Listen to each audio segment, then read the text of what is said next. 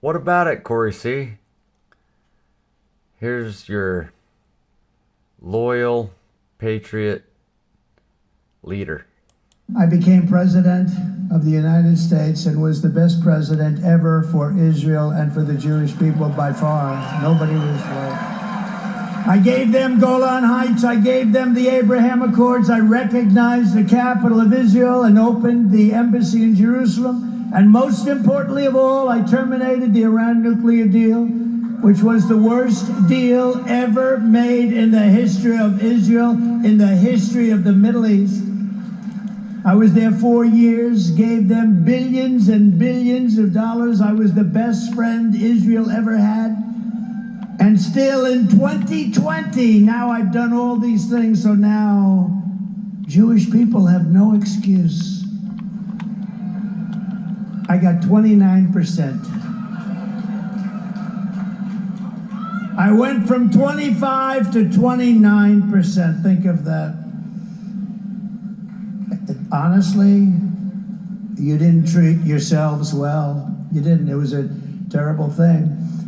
And what made me even more upset about it is the current polling has just been announced. Now, I just announced the polls and I'm now polling at about 40%. That means 60% of Jewish people are going to vote for Kamala or a Democrat.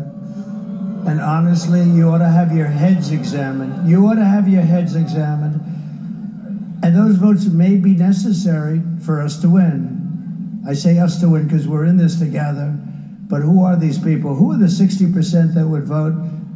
And I really believe that bad things, very bad things are going to happen. And I'll put it to you very simply and as gently as I can. I wasn't treated properly by the voters who happen to be Jewish. I don't know, do they know what the hell is happening? If I don't win this election, and the Jewish people would really have a lot to do with that if that happens, because at 40%, that means 60% of the people are voting for the enemy.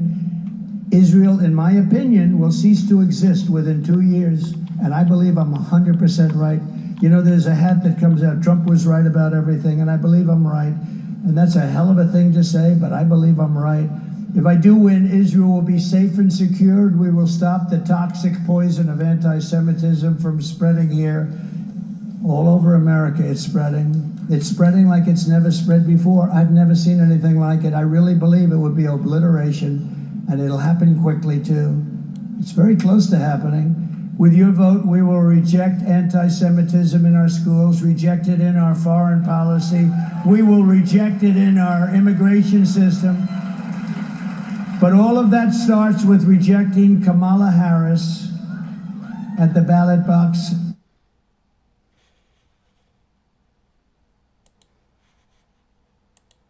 I wasn't treated properly by the voters who happen to be Jewish.